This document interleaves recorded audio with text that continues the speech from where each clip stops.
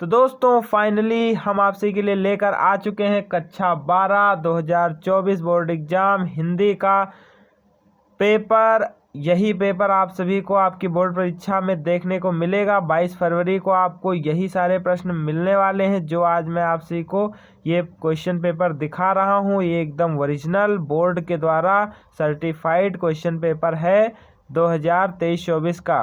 ठीक है, तो आप सभी लोगों को यह वीडियो अंत तक देखना है क्योंकि आज हम इस क्वेश्चन पेपर को एकदम हल करके सॉल्व करके दिखाने वाले हैं और आप सभी को जितने भी महत्वपूर्ण बिंदु हैं सब पता चलेंगे और आप सभी को ये भी पता चलेगा कि कैसे कैसे प्रश्न आएंगे, कितने खंड हैं। इन सभी बातों को हम आगे डिस्कस करेंगे। तो सबसे पहले देख लीजिए, जो पूर्णांक है वो आपका 100 नंबर का होने वाला है। फिर आपको जो समय दिया जाएगा प्यारे छात्रों, देखिए 3 घंटे 15 मिनट का समय आप सभी को दिया जाएगा। देखिए नोट में लिखा हुआ है प्रारंभ के 15 मिनट परीक्षार्थियों को प्रश्न पत्र पढ़ने के लिए निर्धारित हैं। यानी जब आपको प्रश्न पत्र मिलेगा तो शुरू के जो 15 मिनट होंगे उसमें आपको इस क्वेश्चन पेपर को अच्छे से पढ़ने के लिए समय दिया जाएगा। ठीक, फिर दूसरा है इस प्रश्न में 2 खंड हैं, दोनों खंडों के सभी प्रश्नों का उत्तर देना आवश्यक है। यानी ये जो प्रश्न पत्र है इसमें 2 खंड हैं, का और खा, और इन दोनों के जितने भी प्रश्न हैं उन सभी के आपको उत्तर देना अनिवार्य है, वरना आप सभी के नंबर कट सकते हैं। ठीक, तो आइए सबसे पहले हम देखते हैं खंड का। तो खंड का में आप सभी को बहुविकल्पीय प्रश्न देखने को मिल जाएंगे, गद्य और पद्य दोनों से, और ये सभी के सभी प्रश्न 1-1 नंबर के आप सभी को देखने को मिल जाएंगे। यानी अगर आप इनको सही कर लेते हैं तो ये जितने प्रश्न होंगे उतने नंबर आपको मिल जाएंगे। पहला प्रश्न देख लीजिए, शिक्षा का उद्देश्य निबंध के लेखक हैं। तो शिक्षा का उद्देश्य निबंध के लेखक हैं प्यारे छात्रों कौन? संपूर्णानंद जी। ठीक, फिर अगला प्रश्न है अगला प्रश्न है लल्लू लाल की रचना है। तो लल्लू लाल की रचना है प्यारे छात्रों प्रेम सागर। देखा, बहुत ही महत्वपूर्ण ये क्वेश्चन पेपर है, बोर्ड के द्वारा जारी किया गया है, तो आपको इसको एकदम अंत तक यह वीडियो देख लेना है। ठीक, फिर अगला क्वेश्चन है पर्दा कहानी के लेखक हैं। तो पर्दा कहानी के लेखक हैं यशपाल। ठीक, फिर अगला क्वेश्चन है आवारा मसीहा के रचनाकार हैं। तो आवारा मसीहा के रचनाकार हैं विष्णु प्रभाकर जी। आप सभी को पता होगा, नहीं पता है तो इसको याद कर लीजिए। अगला प्रश्न है बाण भट्ट की आत्मकथा के लेखक हैं। तो बाण भट्ट की आत्मकथा के लेखक हैं हजारी प्रसाद द्विवेदी जी। तो यहाँ तक आपके प्यारे छात्रों देख लीजिए, जो आपका पहला प्रश्न था एक बार फिर से देख लीजिए, ये आपका गद्य से संबंधित था। अब जो आपका दूसरा प्रश्न है प्यारे छात्रों, ये पद्य यानी कविता से संबंधित होगा। तो देखिए कामायनी किस युग की रचना है? तो कामायनी आप सभी को पता होगा जयशंकर प्रसाद जी ने लिखा है, तो छायावादी युग की रचना है। आंख बंद करके आपको इस पे टिक लगा देना है। फिर अगला प्रश्न है निम्नलिखित कवियों में से कौन प्रगतवादी कवि है? तो देखिए अग्रदास, तुलसीदास, नाभादास ये सब भक्ति काल के कवि हैं, तो इसमें अलग कौन है? रामधारी सिंह दिनकर जी। तो यही हो जाएंगे प्रगतिवादी युग के कवि। ठीक, फिर है तार सप्तक का प्रकाशन कब हुआ? तो प्रथम तार सप्तक का प्रकाशन हुआ था 1943 में। तो आपको यही लगा देना है। फिर है द्विवेदी युग की रचना नहीं है। तो भैया देखिए द्विवेदी युग की रचना नहीं है, तो कामायनी द्विवेदी युग की रचना नहीं है, क्योंकि कामायनी जयशंकर प्रसाद जी ने लिखा था और ये छायावादी युग की रचना है। और बाकी ये प्रिय प्रवास, साकेत, भारत भारती ये सभी द्विवेदी युग की रचना है। लेकिन क्वेश्चन में पूछा गया है कि द्विवेदी युग की रचना नहीं है, तो Kamayani is the right answer. Kamayani सही उत्तर हो जाएगा। ठीक, अगला प्रश्न देखिए अष्टछाप के कवियों का संबंध भक्ति काल की, अब इधर देखिए ऑप्शन इस तरफ दिया हुआ है, आप सभी लोग देखिए। तो ऑप्शन में है भक्ति, राम भक्ति शाखा, ज्ञानाश्रय शाखा, प्रेमाश्रय शाखा, कृष्णा भक्ति शाखा। तो आप सभी का जो राइट ऑप्शन हो जाएगा वो हो जाएगा कृष्णाश्रयी शाखा। ठीक है, तो यहाँ तक आपके पहले और दूसरे क्वेश्चन पूरे होते हैं। और अब आता है आपका प्रश्न 3। तो प्रश्न 3 में आप सभी को देखिए क्या पूछा गया है, दिए गए गद्यांश पर आधारित निम्नलिखित प्रश्नों के उत्तर दीजिए।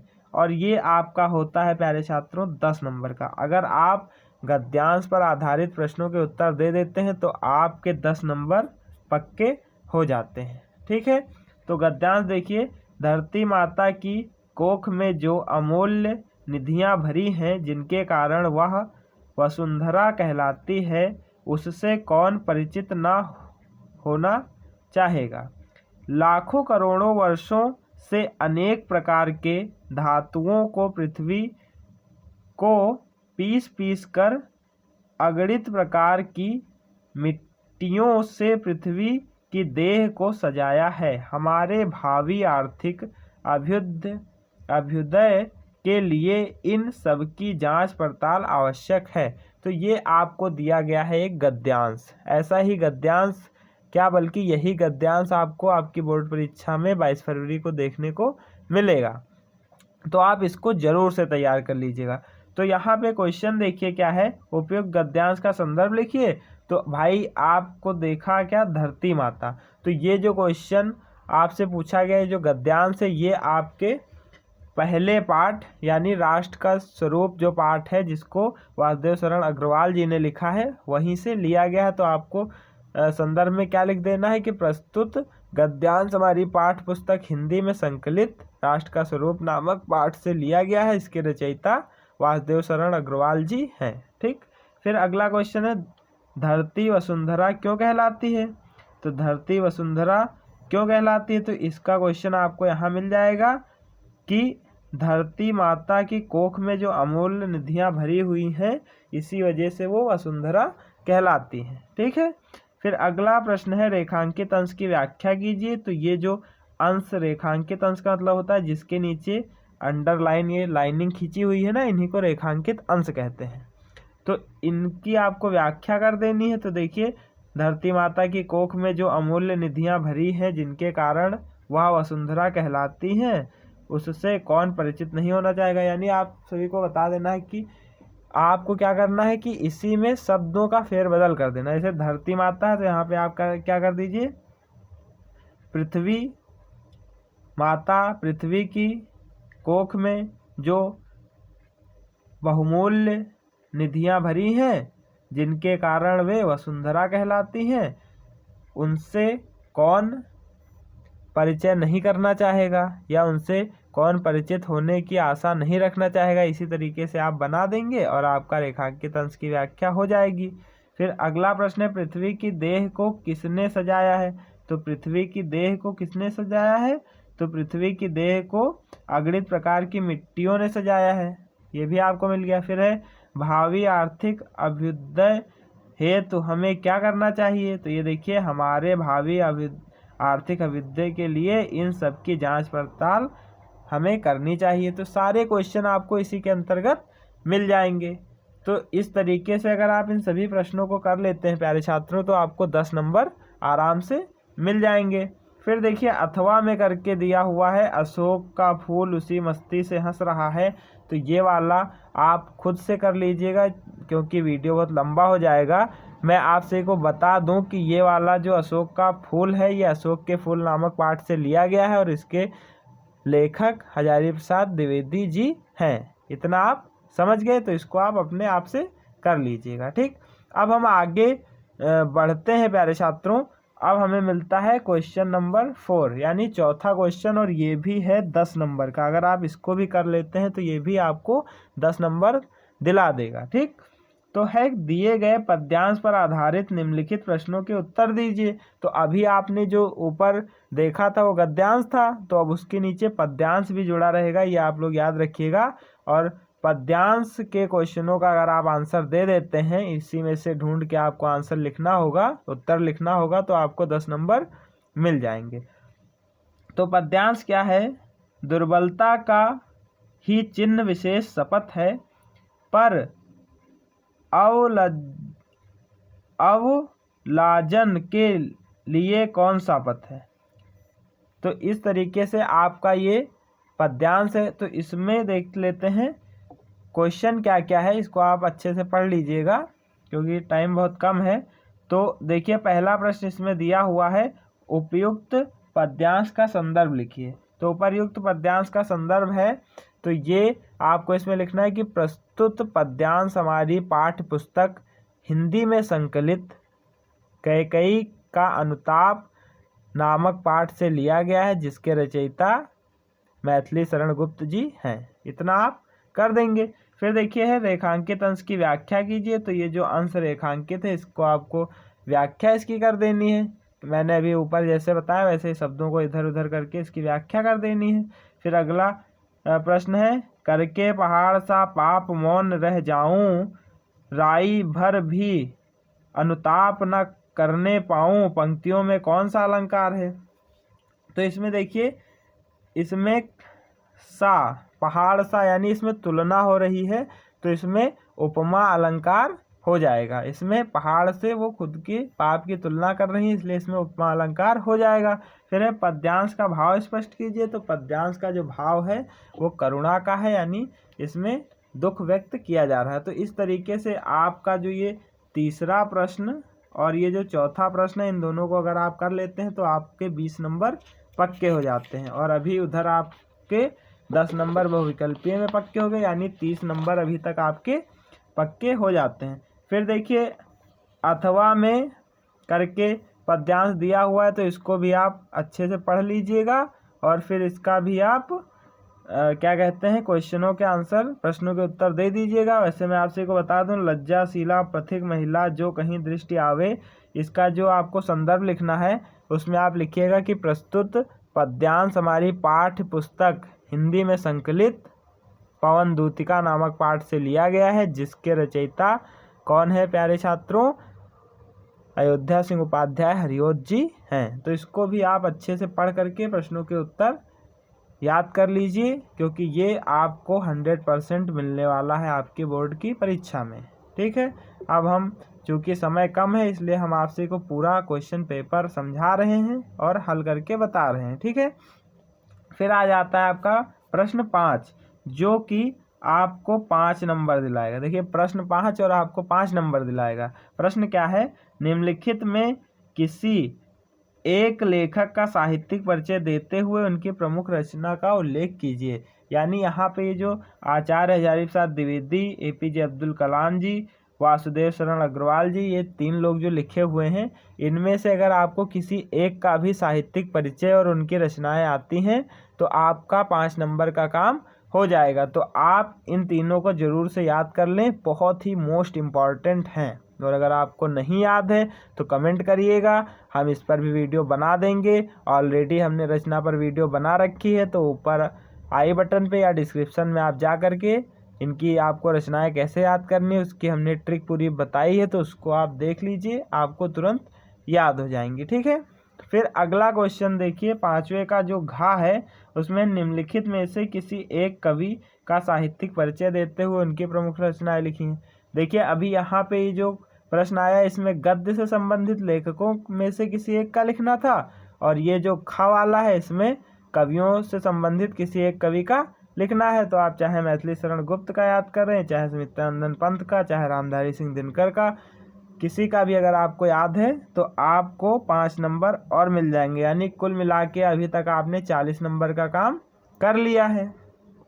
फिर आपको प्रश्न 6 देखने को मिलेगा, बहादुर अथवा पंचलाइट कहानी के उद्देश्य पर प्रकाश डालिए और शब्द सीमा कितनी है? 80 शब्द की है। इसमें भी शब्द सीमा 80 शब्द, यानी 80 शब्द से ज़्यादा नहीं होना चाहिए। 80 शब्द से 1-2 शब्द कम या 80 शब्द तक काम चल जाएगा। तो बहादुर अथवा पंचलाइट कहानी के उद्देश्य पर प्रकाश डालना है आपको। आपने बहादुर या पंचलाइट कहानी अगर पढ़ी है तो आप इस पर प्रकाश आराम से डाल सकते हैं। ठीक है, फिर अथवा में दिया हुआ है ध्रुव यात्रा कहानी की कथा वस्तु अपने शब्दों में लिखिए। तो ध्रुव यात्रा कहानी भी उम्मीद करता हूँ आपने पढ़ी होगी, तो आप इसको अपने शब्दों में व्यक्त कर दीजिएगा। अगर आपको कोई प्रॉब्लम आती है तो आप नीचे कमेंट करिए, हम तुरंत आपके लिए वीडियो बना करके भेज देंगे और आपको तुरंत याद हो जाएगा ट्रिक के माध्यम से, है ना। तो अगर आप ये बहादुर पंचलाइट की कहानी पर उद्देश्य या अथवा करके ध्रुव स्वामिनी कहानी की कथा वस्तु लिख देते हैं तो आपको 5 नंबर और मिल जाएगा। कितना ही आसान है, बस आपको जितने भी मैं प्रश्न बता रहा हूँ इन सभी को अच्छे से तैयार कर लेना है, बस और कुछ नहीं करना है। फिर 7वां प्रश्न देख लेते हैं। स्वपठित खंड काव्य के आधार पर किसी एक खंड के एक प्रश्न का उत्तर दीजिए। अब देखिए स्वपठित खंड काव्य यहाँ पे आ गया। जो भी आपकी किताब में खंड काव्य दिया हुआ है आपके ज़िले के लिए उसको आपको तैयार कर लेना है। हमारे ज़िले के लिए श्रवण कुमार खंड काव्य है, तो इसको अगर आप तैयार किए हैं तो बहुत अच्छा, आपको 5 नंबर फिर से मिल जाएंगे। और समय जो शब्द सीमा है वो 80 शब्द की इसमें भी दी गई है। तो पहला प्रश्न है इसमें, श्रवण कुमार खंड काव्य के नायक का चारित्रिक वर्णन कीजिए। तो नायक भाई श्रवण कुमार खंड काव्य में कौन था? श्रवण कुमार ही था। तो उसमें आप हेडिंग बना बना के लिख दीजिएगा कि श्रवण कुमार का चारित्रिक चित्रण निम्नलिखित है। उसमें आप लिख दीजिएगा सत्यवादी, और सत्यवादी के अंतर्गत लिख दीजिएगा कि जो श्रवण कुमार है वो बहुत ही सत्यवादी बालक है। फिर लिख दीजिएगा दानवीर, वो यथा अनुसार जितना उसके पास से दान करता है। फिर दयाशील, क्षमाशील, स्वदेश प्रेमी और भारतीय संस्कृति का प्रेमी, माता पिता का सच्चा सेवक। कितनी सारी हेडिंग है उसमें बना बना के आप लिख दीजिएगा। 80 शब्द पूरे हो जाएंगे और आपको बढ़िया 5 नंबर मिल जाएंगे। अगर आप उसको नहीं कर सकते हैं तो अथवा में देखिए दिया हुआ है, श्रवण कुमार खंड काव्य के आधार पर दशरथ का चारित्रिक चित्रण कीजिए। तो राजा दशरथ के बारे में तो आप जानते हैं, रामायण सीरियल आपने देखा ही है। तो इसमें भी आप राजा दशरथ एक महान शासक थे, वो धनुर्विद्या में निपुण थे। और आप लिख दीजिएगा कि वे प्रायश्चित करने के लिए तत्पर थे। और लिख दीजिएगा कि वे बहुत योग्य राजा थे। और लिख दीजिएगा कि वे अपनी बहादुरी के लिए जाने जाते थे। इस तरीके से बना बना के आप लिख दीजिएगा और आपको 5 नंबर और मिल जाएंगे। ठीक, फिर इसमें देखिए नीचे रश्मि रथी है, मुक्ति यज्ञ है, त्याग पथिक पथी है और आलोक व्रत है, सत्य की जीत है। तो इन सभी में आपके ज़िले से जो संबंधित होगा उसको आप याद कर लीजिएगा, काम चल जाएगा। तो अब खंड का यहाँ तक समाप्त हो जाता है। प्रश्न 7 पर खंड का समाप्त। अब खंड जो खा है आपका प्यारे छात्रों, देखिए प्रश्न 8 से आपका जो खंड खा है वो शुरू हो जाता है। तो इसमें देखिए दिए गए संस्कृत गद्यांशों में से किसी एक का संदर्भ हिंदी में अनुवाद करना है। यानी अब आपका संस्कृत खंड शुरू हो जाता है और अगर आप इसका हिंदी में अनुवाद कर देते हैं संस्कृत का तो आपको 7 नंबर मिल जाएंगे प्यारे छात्रों। ठीक, तो आपको संदर्भ लिखना है इसका और फिर अनुवाद करना है। तो क्या है देखते हैं।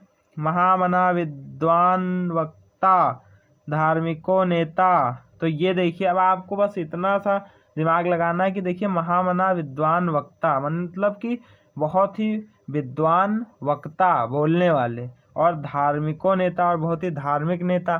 तो अब नेता और विद्वान वक्ता आपको मिल गया। बस आप जान जाइए कि ये जो संस्कृत का जो गद्यांश दिया गया है ये महामना मोहन मालवीय नामक पाठ से लिया गया है और इसका अनुवाद आप एकदम अच्छे से कर दीजिएगा। ठीक है, जैसे कि वो बहुत ही विद्वान थे और वो धार्मिक नेता थे और वे बहुत ही साधारण वस्त्र पहनते थे। और जैसा कि इसमें लिखा हुआ है आप इसको अच्छे से पढ़ करके फिर इसके उत्तर लिख लीजिएगा। अभी आपके पास टाइम है, हमने आपको ये क्वेश्चन पेपर प्रोवाइड कर दिया, इसको आप अच्छे से ढूंढ ढूंढ के विद्या से हो, कॉपी से हो, किताब से, उसको आप अच्छे से लिख लीजिएगा। ठीक, फिर अथवा करके लिखा है। अगर मान लीजिए आपको ये वाला नहीं आता है, वहाँ क्वेश्चन पेपर में देता है, लेकिन अथवा का मतलब आप एक चीज़ समझ लीजिएगा कि दोनों में से एक ही करना है। ठीक, ये नहीं कि आप ये भी कर दें ये भी कर दें, तो आपका टाइम ही बर्बाद होगा, उससे कोई फ़ायदा नहीं निकलेगा।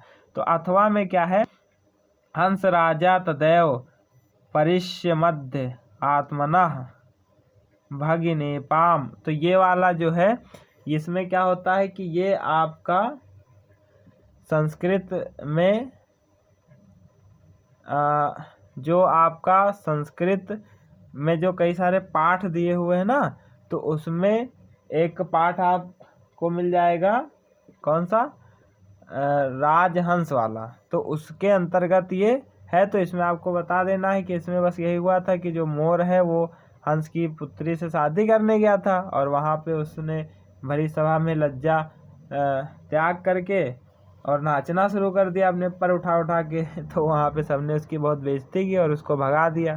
तो इस तरीके से आप इसको भी लिख लीजिएगा। फिर देखिए क्वेश्चन नंबर 8 का जो खा है उसमें दिए गए पद्यांशों में से किसी एक का संदर्भ सहित अनुवाद करना। अभी संस्कृत गद्यांश था, अब नीचे पद्यांश आ गया, तो अगर आप इसका भी अनुवाद कर देते हैं तो आपको 7 नंबर मिल जाएंगे। जैसे देखिए, न मे रोचते भद्रम वा उलूक्यमेवचम अक्रदश्य मुख्य पश्य कथम कुरुदो भविष्यति। यानी ये वाला भी आपको कर लेना है, इसका अनुवाद और संदर्भ लिख देना है। फिर नीचे अथवा में दिया हुआ है परोक्षे कार्य हंतारम प्रतीक्षे प्रियवादनम वर्जिते दशम मित्रम विषकुंभम पयोमुखम।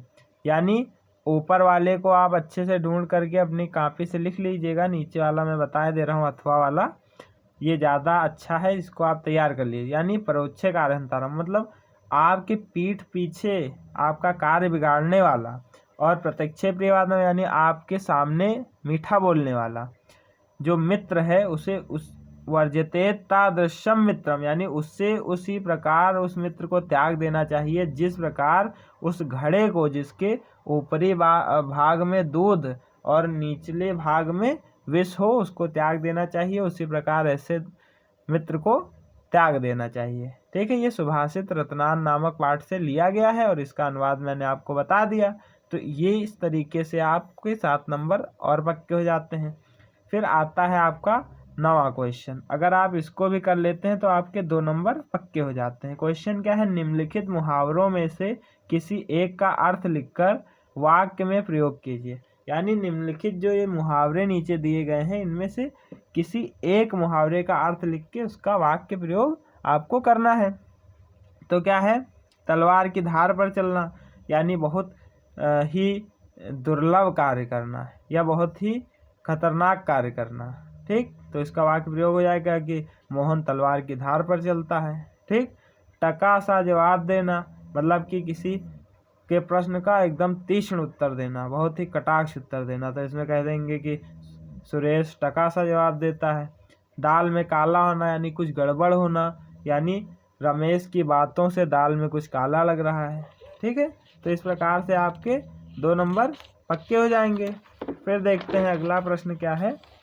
देखिए, तो अगला यहाँ पर देखिए एक और मुहावरा है, नमक मिर्च लगाना यानी बुराई करना, किसी की बात किसी से अपने शब्दों में कहना यानी नमक मिर्च लगाना। यानी शीला बहुत नमक मिर्च लगाना जानती है यानी बहुत बुराई करती है लोगों की। ठीक, फिर आप सभी को प्रश्न नंबर 10 जो मिलेगा वो है अपठित गद्यांश के आधार पर निम्नलिखित प्रश्नों के उत्तर दीजिए।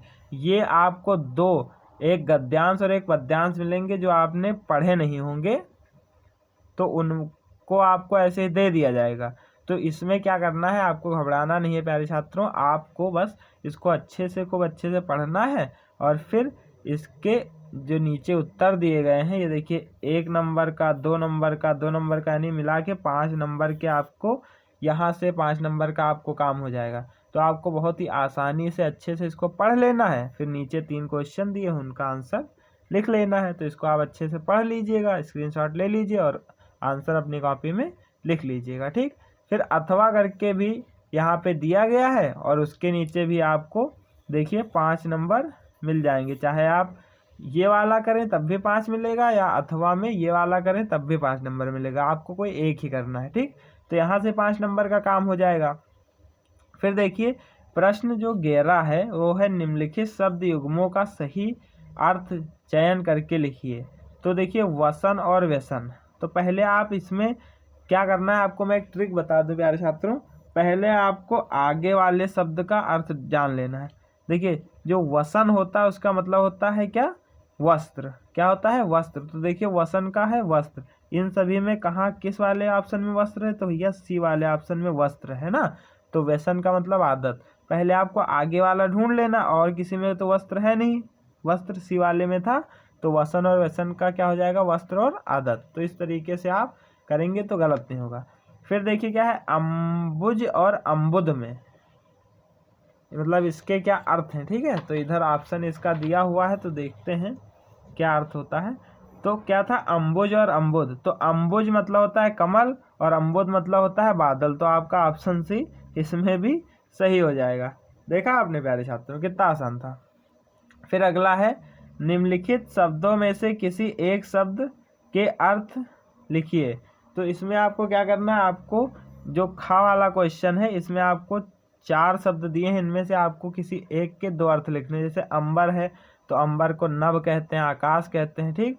पट मतलब क्या होता है, वस्त्र होता है, कपड़ा होता है, विधि मतलब तरीका और उपाय होता है, नाग मतलब सर्प होता है, सर्पों का राजा होता है। तो इस तरीके से आप किसी एक का लिख दीजिएगा, ठीक।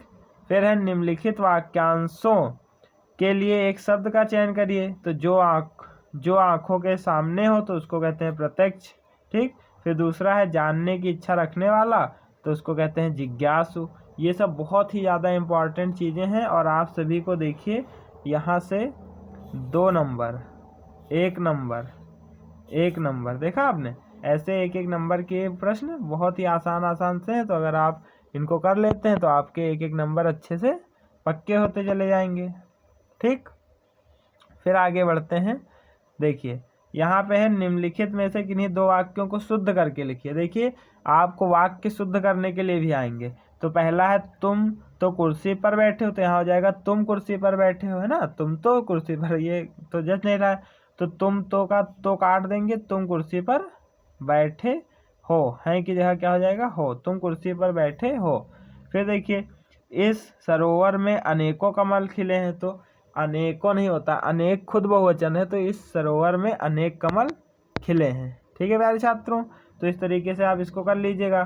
फिर 12th क्वेश्चन देखिए, वीर रस अथवा हास्य रस का स्थायी भाव और परिभाषा लिखना है। अब इन सबको आप ऐसे ही देख लीजिए और इसको ऐसे ही कर लीजिएगा। यहाँ 13वें में पत्र है, 14वें क्वेश्चन में निबंध आपको लिखना है।